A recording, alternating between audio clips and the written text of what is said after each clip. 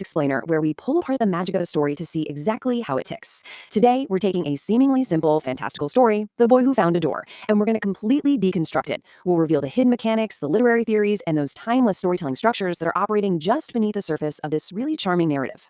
So what actually happens when you open a door that shouldn't be there? Picture this. Deep in a quiet forest lived a curious 10-year-old boy named Ethan. He explores these woods every single day after school. But one afternoon, while chasing a butterfly, he finds something that completely defies logic. A wooden door. Just a freestanding door, standing right in the middle of the forest with absolutely no walls around it. It looks ancient, and it has this golden handle just sparkling in the sunlight. Ethan looks at it and thinks, what is this doing here? He hesitates for a second, but then he slowly turns the handle.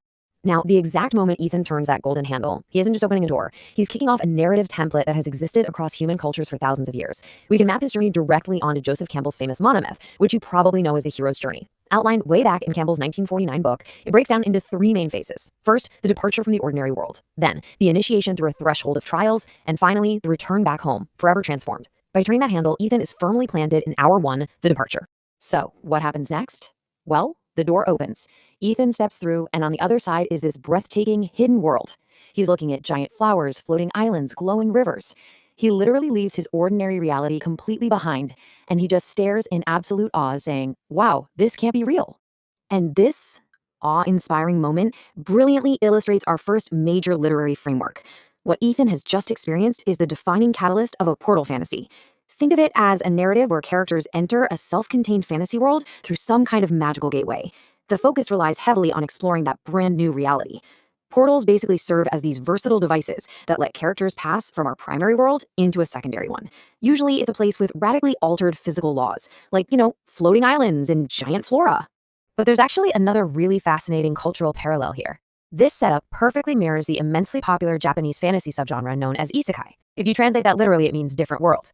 Isekai revolves around an ordinary person who gets transported to and then has to survive in a fantasy realm. And just like in your classic isekai stories, Ethan, just a totally ordinary schoolboy, suddenly finds himself transported to an alternate reality, and he's about to be handed a monumental task to save a dying world. As Ethan steps deeper inside this magical realm, he meets a small fox with silver fur. The fox tells him, welcome, traveler, we have been waiting for you. When Ethan asks why, the fox delivers what Joseph Campbell calls the call to adventure. The fox says, our world is losing its magic. Only a human with a brave heart can help save it. And what's really fascinating here is the choice of a silver fox. In Chinese mythology, the silver fox is this complex figure, symbolizing intelligence and charm, often acting as a wise guide. So it perfectly fits its role to set Ethan right on his heroic path. Next, the fox leads Ethan to a floating crystal castle where he meets an old wizard. Now, if we break down this cast of characters, it is amazing how they align flawlessly with classic literary archetypes found across all of storytelling. Ethan, our curious boy, is the hero, meant to battle struggles and save the day. The silver fox is the Deuteronomist and mentor, offering that vital guidance. The old wizard serves as the herald, the figure who signals the upcoming change and delivers the actual quest. And, waiting in the wings, is the shadow dragon, representing the shadow, the ultimate looming threat. At the Crystal Castle, the wizard delivers our inciting incident. The heart crystal that powers the entire world has been stolen. Without it, the glowing rivers, the magical flowers, they're all simply going to die. Ethan, completely embracing his role at this point, just says, then let's get it back. This propels Ethan and his silver fox guide right into Campbell's Road of Trials, as they journey through dangerous mountains and dark caves to reach their destination. After a ton of challenges, they finally reach what Campbell calls the innermost cave, the absolute highest ordeal. Here, they face the shadow dragon. In literary terms, the shadow is the antagonist, or the looming threat that has to be defeated, often representing a worldview completely opposed to the protagonist. And this dragon is enormous, with eyes glowing red like fire. It asks Ethan why he's come.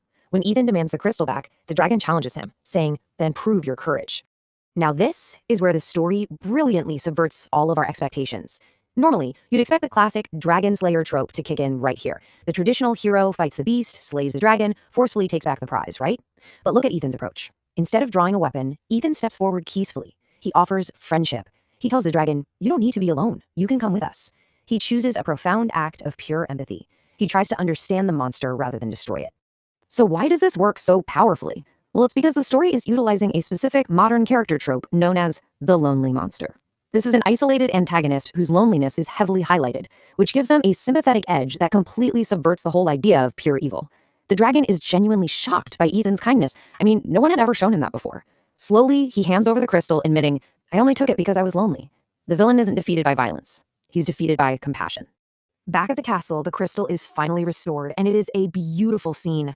The rivers glow brighter than ever, flowers bloom all across the land, and get this, the dragon actually becomes the kingdom's protector.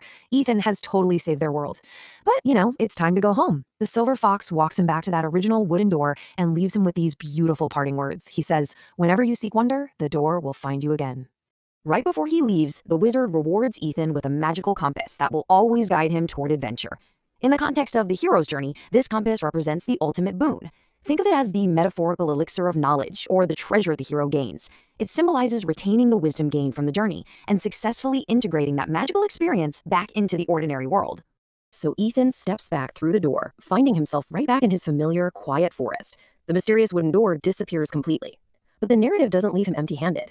In his pocket, that magical compass remains. He has successfully completed the return phase. He's back in the ordinary world, but he is fundamentally changed by his adventure. And every single time that compass glows, he knows another journey is waiting. The absolutely crucial takeaway here is that these storytelling mechanics, the hero's journey, the archetypes, the portals, they are not just dry academic formulas. They resonate with us because they deeply reflect our own real-world journeys. We all face calls to adventure, we all have to cross thresholds into the unknown, and honestly, we all have to face our own lonely monsters at some point. Which leaves us with a final provocative thought to ponder today. What is your magical compass, and what unknown doors are you ready to open?